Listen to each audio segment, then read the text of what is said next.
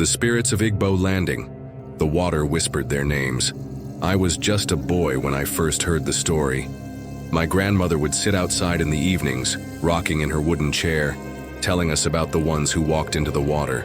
She said if you listened closely at Dunbar Creek on certain nights, you could still hear them singing. I never believed her, until the night I saw them.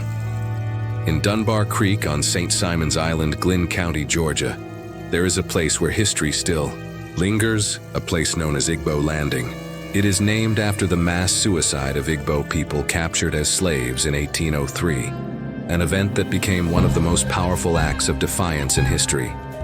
It began when about 100 Igbo men and women from what is now Nigeria were captured, bound in iron, and forced onto a slave ship. Their destination was the Americas, where they would be sold into a life of backbreaking labor on plantations. Each of them was purchased for around $100 by John Cooper and Thomas Spaulding, two white slave merchants who saw them as nothing more than property. But these captives were not just victims, they were warriors. During the voyage across the Atlantic, something unexpected happened. The Igbo people fought back. In the darkness of the ship's hold, shackled and suffocating, they whispered plans of resistance. And when the moment was right, they rose in rebellion. The captives broke free from their chains, their bodies bruised but their spirits unbroken. They attacked their captors on the deck, using whatever they could as weapons. Bare hands, broken chains, anything to fight for their freedom. The ship lurched violently as chaos unfolded. Some slave traders were thrown overboard, swallowed by the sea. Others were overpowered and drowned by the very people they had tried to enslave. Without control, the ship drifted aimlessly until it ran aground near St. Simon's Island.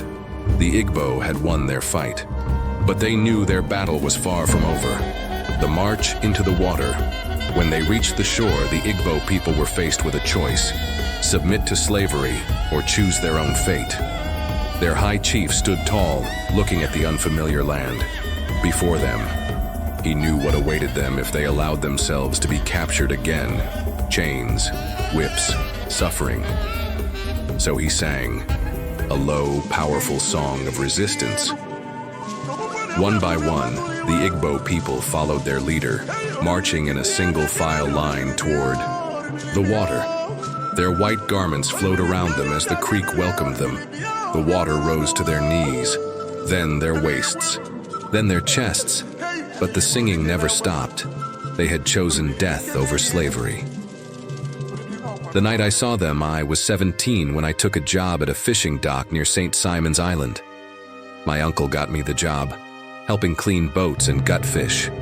It wasn't much, but it helped my mother pay rent. One evening after a long day, I stayed behind to clean up. The others had left and the dock was silent, except for the waves lapping against the wooden posts. Then I heard it. At first, I thought it was the wind. But then I realized it was something else. Singing. It was low and rhythmic, a sorrowful humming that carried through the night air. The hairs on my arms stood up. The sound was coming from the creek. I stepped closer to the water's edge, my heart pounding. The mist rolled in, thick and heavy, rising off the surface like smoke. And then I saw them. The ghosts of Igbo Landing silhouettes moved through the fog. A line of people walked toward the water, their clothes torn, their feet bare, their wrists still bound in iron. At the front was their leader, a tall man with proud shoulders. His mouth moved as he sang, but his eyes were hollow, dark as the water itself. I tried to run, but my legs wouldn't move. They kept walking. The water rose to their ankles, then their knees, then their waists. The singing never stopped. One by one, they disappeared beneath the surface, swallowed by the marsh. The last to go was the tall man. He turned his head slightly as if he could see me. My chest tightened, and then he was gone. The creek was silent again. The mist cleared. There was nothing but the gentle ripple of the tide. But in the wind, I could still hear it, the echo of their song. I ran home that night, breathless and shaking. My grandmother was waiting for me on the porch. She didn't ask where I had been, she just nodded, like she already knew. "You saw them," she said. I could barely speak.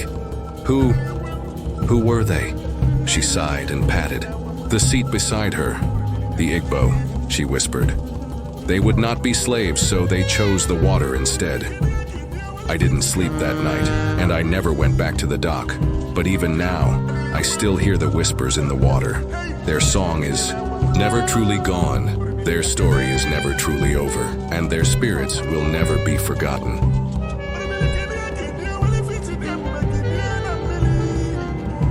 The story of Igbo Landing is not just about the past, it is about resistance, dignity, and the unbreakable spirit of a people who refuse to be enslaved.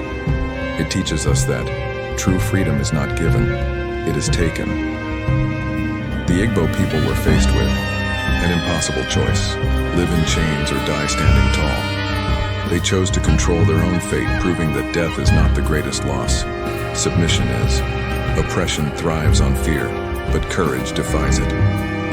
Even when faced with hopelessness, the Igbo refused to accept a life of suffering. They chose defiance over despair, proving that no chains can truly hold those who refuse to be broken. Some sacrifices echo through history. The Igbo who walked into the water that day may have vanished beneath the waves, but their voices were never silenced. Their story became legend. Their spirits live on, and their defiance still inspires generations. The past is never really gone. The whispers of the Igbo can still be heard in the wind, reminding us that freedom is always worth fighting for. Their sacrifice was not just for themselves, it was for everyone who would come after them. Never forget Igbo Landing, because their story is not over, their fight is not finished, and their spirits still march, still sing, still demand to be remembered. Thank you for watching. Please subscribe.